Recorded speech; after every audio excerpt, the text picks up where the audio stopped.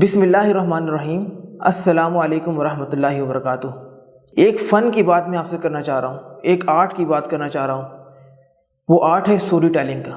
Story telling دنیا کے مؤثر ترین ہتھیاروں میں شمار کیا جاتا ہے، لیکن افسوس کی بات یہ ہے کہ ہم اس سے پہلو تہی کرتے نظر آتے ہیں، اور ہماری خواتین اپنی نئی نسل کی تربیت اس پہلو سے نہیں کر رہی۔ ضرورت یہ ہے کہ خالد بن ولید سے لے کر سعد بن ابی وقاص تک، ابو عبیدہ بن جراح تک، ان تمام بہادروں، جان نثاروں، سپہ سالاروں کے قصے ہماری نئی نسل کو بتائے جائیں، ان تک وہ پیغام پہنچایا جائے، اور یہ بھی بتایا جائے یہ جو قربانیوں کا سفر ہے یہ کس مقصد اور کس نظریے کے تحت دیا گیا ہے، اور ان قربانیوں کے لیے کس طرح لوگ تیار ہوئے ہیں، اور یہ قربانیاں کوئی چھوٹی قربانیاں نہیں ہیں۔ یہ تمام چیزیں ہماری تاریخ کا حصہ ہیں۔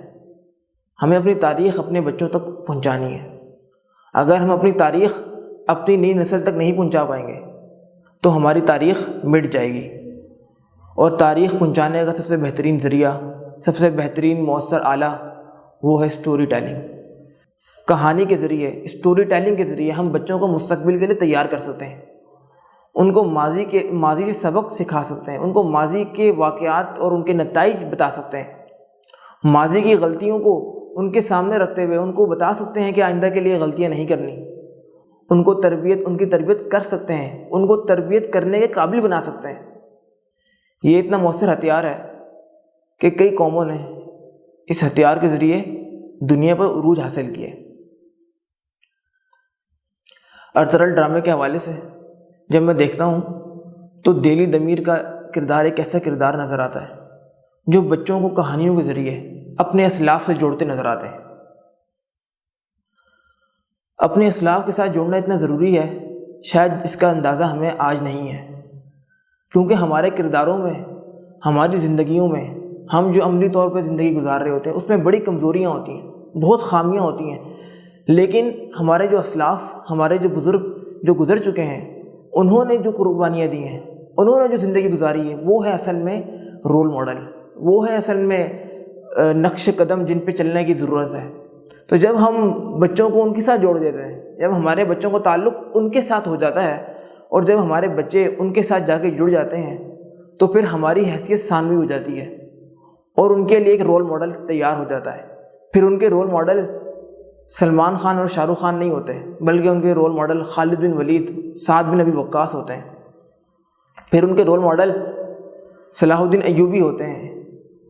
ضرورت اس امر کی ہے کہ ہم اپنے بچوں کے لیے کردار تعین کریں، ان کے لیے رول ماڈل تیار کریں، ان کے رول ماڈل کو عزت دیں، ان کے سامنے ان کے رول ماڈلوں کے ہر پہلو اجاگر کریں، اور ان کی غلطیاں بھی بتائیں، اور بتائیں کہ یہ غلطیاں انہوں نے کی جس کی وجہ سے وہ شکست بھی کھائے، اور انہوں نے یہ غلطیاں کی جس کی وجہ سے وہ ناکام بھی ہوئے، اور پھر یہ بتائیں کہ یہ غلطیاں ہیں جنہوں کو آپ نے نہیں کرنا، جن سے آپ نے سبق سیکھنا ہے، کیونکہ غلطیاں ایک دفعہ ہو چکی ہیں تو مومن ایک سانپ سے 2 دفعہ نہیں ڈسا جاتا۔ اسی طریقے سے ایک اور کردار شیخ ابن العرب کا ہے۔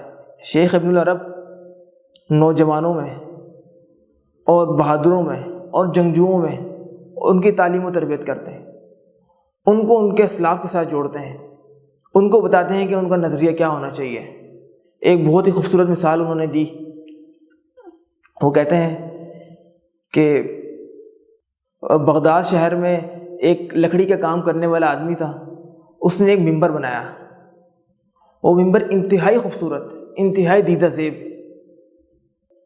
تو کئی لوگوں نے اس کی قیمت لگائی، کسی نے کہا کہ میں اس کے اتنے دینار دوں گا، کسی نے کہا کہ آپ جو قیمت کہیں گے ہم وہ دینے کو تیار ہیں، بس ایک ممبر آپ ہمیں دے دیں، ہم اس کو فلاں مسجد میں لگائیں گے، ہم اس کو فلاں مسجد میں لگائیں گے۔ اس نے کہا نہیں، اس نے کہا یہ ممبر تو میں نے مسجد اقصیٰ کے لیے تیار کیا ہے، یہ ممبر مسجد اقصیٰ کی زینت بنے گا۔